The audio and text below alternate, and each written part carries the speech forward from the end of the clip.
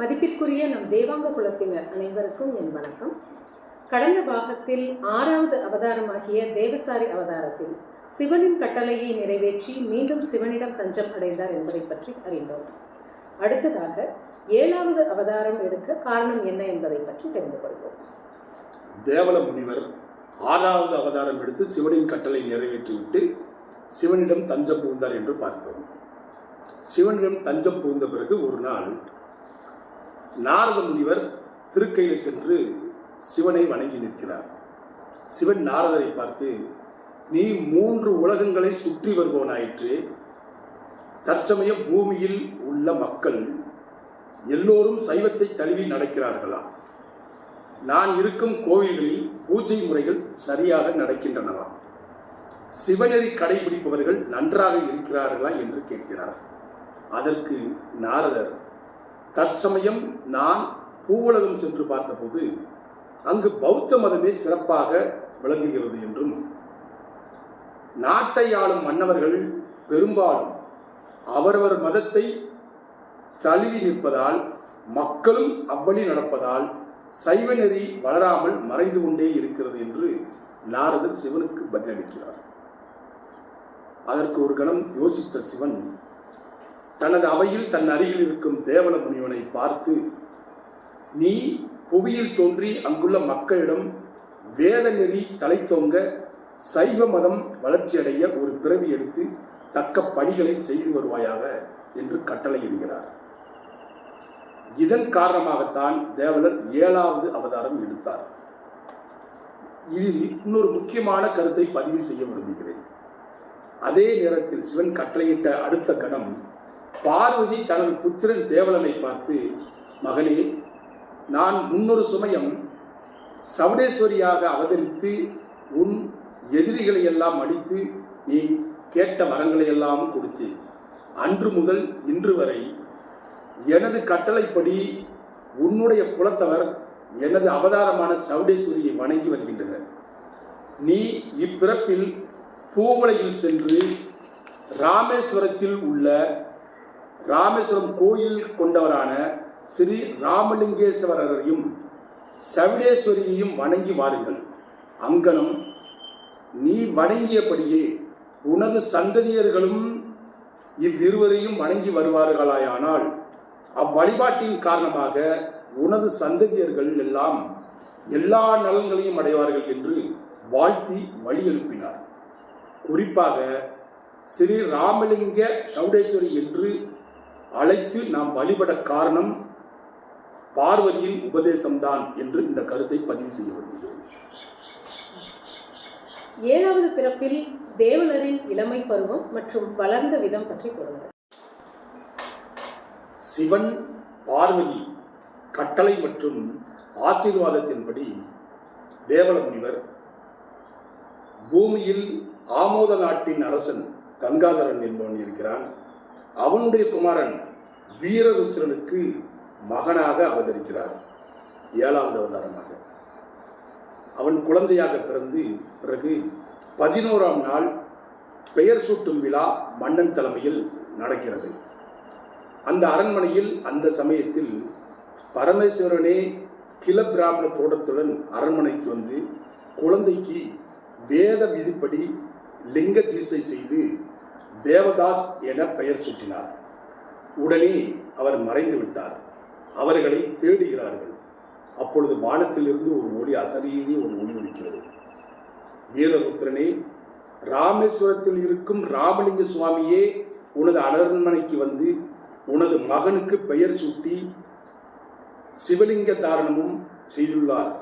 ஆகவே உனது குமாரன் சிவபக்தனாகவும் பேரறிஞனாகவும் விளங்கி உலகில் வீர சைவத்தை வீர மதத்தை உண்டாக்குவான் என ஒளி எழுந்தது. எல்லோரும் மகிழ்ச்சி அடைந்தனர். அந்த இளம் வயதில் உற்ற வயதில் வந்த பிறகு மகனுக்கு நல்லாசிரியர் ஒருவரிடம் கற்க வேண்டியதை அனைத்தும் கசடர கற்பிக்க வைத்தான். வளர்ப்பிறையென வளர்ந்த தேவதாசனின் தோற்றம் முருகப்பெருமானே இவன் என்று கூறும்படி அழகுடன் காட்சியளித்தான். தேவதாசன் இங்கனம் வளர சிவனின் ஆணைப்படி தேவலனின் பூர்வ மனைவியான 3ஆம் அவதாரத்திலிருந்து பூர்வ மனைவி தேவதத்தை வங்காள நாட்டில் அரசனுக்கு மகளாக பிறந்து புவியில் தோன்றினாள். தேவதத்தை என பெயரிட்டார் அந்த குழந்தைக்கு. அவளும் வளர்ப்பிறை என வளர்ந்து கற்க வேண்டியதை கற்று தெய்வானை போல அழகுடன் ஒளிர்ந்து நின்றான். வேம்புலர் சிவநெறியை எப்படி வளர்த்தார் மற்றும் சைவ நெறியை எந்த வகையில் பரப்பினார், பௌத்த மதத்தை எப்படி கையாண்டார் என்பதை பற்றி விளக்கமாக கூறுங்கள். 7வது பிறவி தேவதாசனுக்கும் அந்த தேவசாலிக்கும் தேவதத்தைக்கும் திருமணம் நடந்தது. இருவருக்கும் விருப்பாச்சன் என்ற குமாரன் பிறந்தான். தேவதாசன் இல்லற வாழ்க்கையில் இருந்தாலும் அவன் வந்த செயலை மறக்காமல் தினமும் சிவ பூஜை செய்து வந்தான். நாட்டில் எல்லா இடங்களிலும் சைவம் தலைத்தோங்க 4 வர்ணத்தாரும் சிவதீட்சை, சிவபோதனை, சிவலிங்க தாரணை முதலிய செய்து மேலும் நாடு முழுவதும் சைவ நெறியை பரப்பி பிரச்சாரம் செய்தான். அதனால் நாடு முழுவதும் பலரையும் சைவ நெறியில் இருக்கும்படி செய்தான். 2 சிவலிங்க பூஜை, ராமலிங்க ஈசனை பூஜைக்கவும் ஏற்பாடு செய்தான். ஏராளமான பௌத்தர்களை சிவ மதத்தினராக்கினார், சைவர்களாக மாறினர். சிவன் கோயில்களில் அன்னதானம் ஏற்பாடு செய்தான். எல்லா சிவன் கோயில்களும். இது பிராமணர்களுக்கு பிடிக்கவில்லை. பல வகையில் தேவதாசனுக்கு அந்த அன்னதானம் நிகழ்ச்சி தடுக்க நினைத்தனர். சிவனுடைய அருளால் அன்னதானம் எல்லா கோவில்களும் சிறப்புடன் நடந்தது. மேலும் தேவதாசன் நெசவு கலையையும் உலக மக்கள் யாவரும் நன்கு அறிந்து கொள்ள தான் அந்த கலையில் வல்லவர் என்பதை உலகறிய வேண்டும் என்பதற்காகவும் விலை மதிக்க முடியாத தங்கம், வைரம் போன்ற விலை மதிக்க முடியாத ஒரு ஆடையை ஒன்றை நெய்தார்.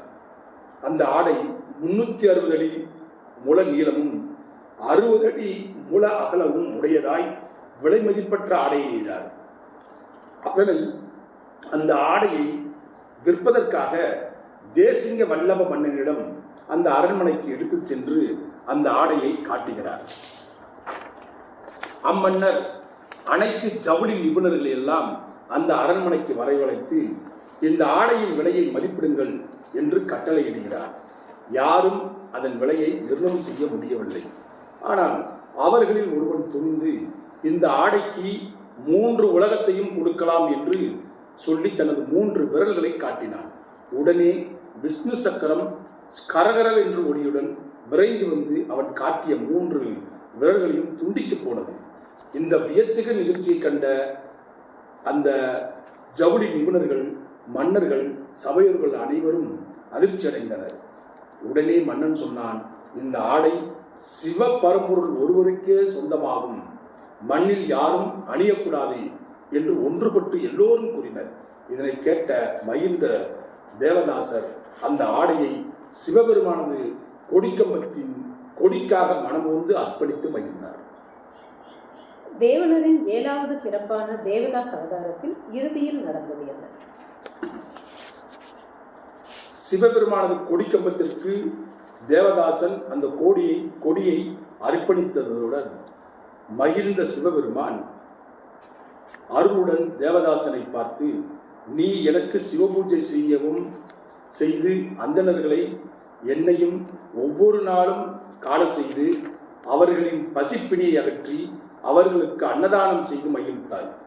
இங்கனம் நீ சிவபக்தியுடன் பசிப்பிணியை அகற்றி வந்ததால் நீ கடன்பட்டு மெலிந்துள்ளாய். ஆகவே இதனை பெற்றுக்கொள் என்று குபேர சம்பத் என்றால் அனைத்து செல்வங்களும் கணக்கற்றவில் கிடைக்கும். அந்த குபேர சம்பத்தை சிவன் தேவதாசனுக்கு அளித்தார். மீண்டும் அவனை நோக்கி, அன்பனே, நீ வந்த கடமை சைவத்தை வளர்ப்பதற்காக என்பதில் மனதில் கொள்க. இனி நீ செய்ய வேண்டிய செயல், நீ பரப்பிய சைவ சமயம் என்றும் யாராலும் மங்காமல் செய்து அதற்கு யாதொரு இடையூறும் நேராதபடி ஏற்பாடுகள் செய்து பின்னர் எனது பதநிலை அடைவாயாக என்று கூறி ஆசீர்வதித்து மறைந்தார். இந்த ஆசீர்வாதத்திற்கு பிறகு சிவனுடைய அருளை பெற்று மகிழ்ந்த தேவதாசர் தொடர்ந்து கோவில்களில் அன்னதானம் நடத்தினார். சிவபூஜை, சிவமந்திரம், சிவதீசை ஆகியவற்றை மக்கள் கடைபிடித்து ஏற்பாடு செய்து நன்கு சைவத்தை வளர செய்தார். முடிந்தளவு பௌத்தர்களை சைவ மதத்திற்கு தழுவ செய்தார். தன் கடமையை செய்த பிறகு தனது குமாரன் விருப்பாச்சனுக்கு திருமணம் நடத்தி வைத்தார். இச்சமயம் சிவனும் பார்வதியும் அந்த திருமணத்திற்கு வந்து ஆசீர்வதித்தார். ஆசீர்வதித்தவுடன் சிவன் தேவதாசனை பார்த்து, மகனே, நீ எனது கட்டளைப்படி உலகெங்கும் சைவத்தை பரவ செய்தாய். இனிமேல் தோன்றும் மக்கள் சைவ நெறியை போற்றும்படி உனது குமாரன் விருப்பாச்சனை குருவாக பட்டாபிஷேகம் செய்து கொள்வாயாக. 3. விருப்பாச்சனுக்கு உருத்திரன் என்ற புத்திரனும் உருத்திரனுக்கு காலசேனன் என்ற புத்திரனும் தோன்றுவர். உருத்திரனுக்கும் காலசேனனுக்கும் ஏற்ற கன்னியரை மனம் செய்விப்பாயாக. இத்துடன் நீ வந்த செயல் முடிந்துவிட்டது. நீ உலகில் அவதரிக்க வேண்டிய 7 அவதார பிறப்புகளும் முடிந்துவிட்டன. இனி நீ என்னிடம் வந்து சதா காலமும் எங்களிடம் இருப்பாயாக என்று கூறி வாழ்த்தி மறைந்தார். இந்த சிவனுடைய கட்டளை ஏற்று தன்னுடைய குமாரன் விருப்பாச்சனுக்கு சைவ குருவாக பட்டாபிஷேகம் செய்து வைத்தார். 2. சிவனுடைய கட்டளைப்படி சில ஆண்டுகள் கழித்து அவனுக்கு பிறந்த குமாரன் உருத்திரனுக்கும் பின்னர் அவனுக்கு பிறந்த மகனுக்கும் திருமணம் நடத்தி வைக்கிறார். தனது இல்லற வாழ்க்கையை, இல்லற கடமையை, சிவனுடைய கட்டளையை நிறைவேற்றியதால் மனம் மகிழ்ந்த தேவதாசர் நிறைவாக சிவனின் கட்டளைப்படி தேவல மகாமுனிவர் உருவமெடுத்து தேவதத்தையுடன் சிவசிந்தையோடு சிவநாமங்களை உச்சரித்து கொண்டே கைலாசம் சென்றார். அங்கு சிவன் பார்வதியும் இருவருடைய பாத நிலையை அடைந்து மீண்டும் பிறவாய் பெரும் பேறு பெற்றனர். இப்பொழுது தேவனுடைய முதல் அவதாரத்திலிருந்து 7வது அவதாரம் வரை நாம் கண்டுணர்ந்தோம். நிறைவாக ஒரு செய்தி, இந்த கதையை, இந்த பரிசுத்தமான இந்த தேவாங்கல முனிவருடைய சரிதத்தை படிப்பவர்களாகட்டும் கேட்டவர்களாகட்டும் பரமேஸ்வரனின் கருணையால் சகல சம்பத்துடன் சகல சௌபாக்கியம் அடைவதுடன் பரத்தின் மேலான பரமபதத்தை அடைவார்கள் என்று பிரம்மதேவன் நாரத மகாமுனிவருக்கு சொல்லிக் கொடுத்ததாக புராணங்களில் குறிப்பிடப்பட்டது. ஜெய் தேவாங்கா.